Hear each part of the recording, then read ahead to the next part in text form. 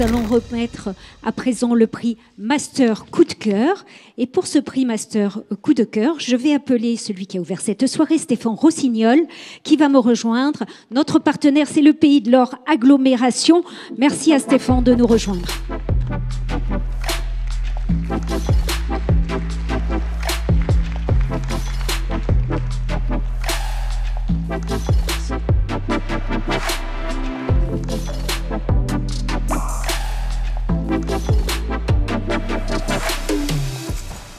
Alors, rebonsoir, Stéphane Rossignol. Cette soirée se passe bien, on a des beaux prix. Très bien. Alors, je voudrais dire aussi à Édouard Philippe, tout à l'heure, il a parlé d'un point commun, mais exceptionnel, la météo, entre Le Havre et la Grande Motte. Mais on en a un autre, cher Édouard, c'est l'architecture, puisque, bon, elles ne sont pas tout à fait pareilles, nos villes, mais l'architecture de la Grande Motte et celle du Havre ont été labellisées architecture contemporaine remarquable. Donc c'est un point qui nous unit. Et puis aussi, tu as fait référence tout à l'heure au général de Gaulle. La Grande Motte, eh bien, si elle existe, c'est grâce au général, avec son esprit visionnaire qui, dans les années 60, a créé cette ville et d'autres villes sur le littoral du Languedoc-Roussillon. Et à l'époque, en 5 ans, on construisait une ville. Bon, aujourd'hui, tu le sais, 63 Mission Racine, 68, la Grande Motte sortait du sable. Alors justement, on va parler de l'attractivité du Pays de l'Or pour les entreprises et plus particulièrement pour le parc industrie hors Méditerranée. Le PIOM. Le PIOM. Tout à fait. Effectivement, c'est la dernière zone d'activité née sur le Pays de l'Or, sur ce territoire magnifique, hein, proche de la métropole, cher à mon ami Renaud Calva qui en parlait tout à l'heure.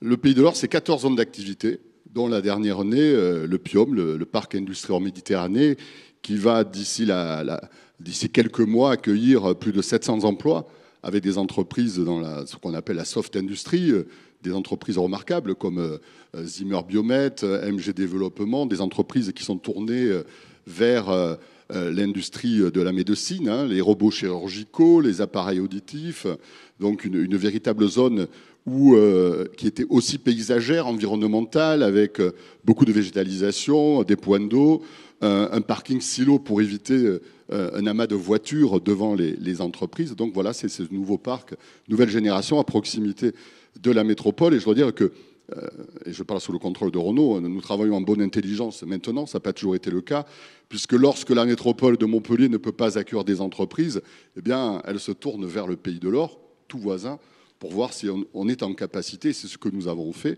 puisque nous avons accueilli des entreprises qui étaient nées sur la métropole et qui sont venues croître aujourd'hui sur le Pays de l'Or. Est-ce que ces zones d'activité, c'est aujourd'hui le levier pour l'attractivité économique dans le contexte de raréfaction du foncier auquel on assiste ?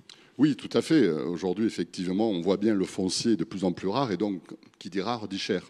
Et on voit bien que de nombreuses entreprises sont aujourd'hui à la recherche de beaucoup de mètres carrés. J'en ai encore reçu une ce matin.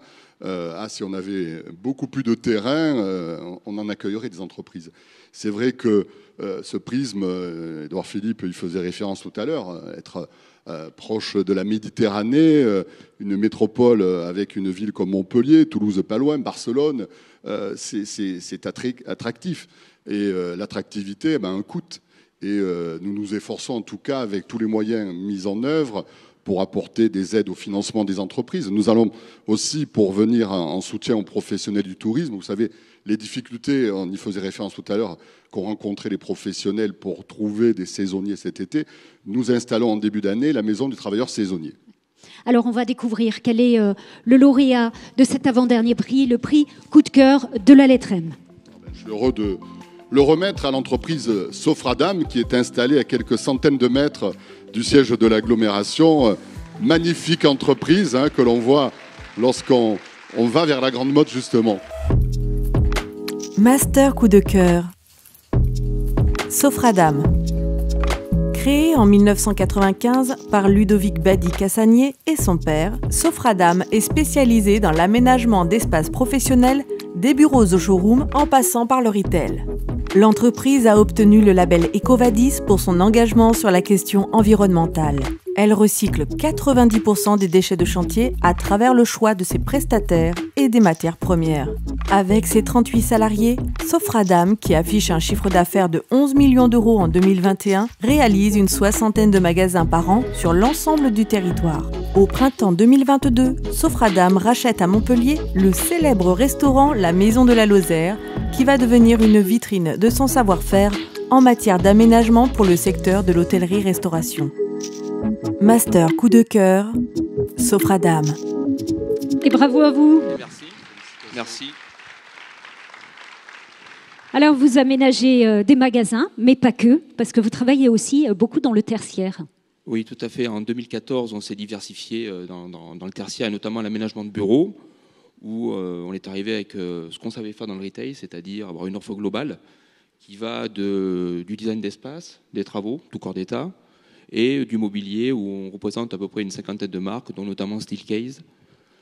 On a pris aussi le choix de maîtriser la qualité. Donc, du coup, on a une plateforme logistique dédiée avec notre propre logistique intégrée. Alors, des projets, bien sûr, vous en avez plein. Il y en a 2 qui sont assez proches dans le temps. Je voudrais qu'on les signale. Oui, tout à fait. Alors, comme l'a dit Stéphane, on a un très beau siège dans un super territoire. Et du coup, on s'est dit, bon, il ne faudrait pas qu'on soit dans 2, 3, 4, 5 ans à l'étroit. Donc, du coup, on a eu l'opportunité d'acheter le rez-de-chaussée de l'immeuble qui était en face. Et on s'est dit, bon, d'acheter des mètres carrés, c'est bien. De mettre un locataire, du coup, ça nous bloque sur l'avenir. Donc, on s'est dit, pourquoi pas faire un coworking à l'image de Sofradam. Donc, c'est ce qu'on a fait. On a livré la première phase. On est avec Zaprine qui a installé 54 postes le temps qu'on leur livre leur siège social en avril prochain. Et on va finaliser la deuxième tranche courant début d'année autour d'un patio et d'un work café de 70 places qui nous permettra aussi d'en faire un showroom, une petite vitrine par rapport à notre savoir-faire. Et puis il y a un deuxième projet, c'est une plateforme logistique en 2024 ? Écoutez, on est sur plusieurs projets, le plus près possible de notre siège social.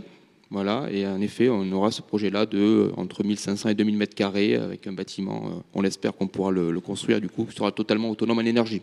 Merci beaucoup et encore félicitations.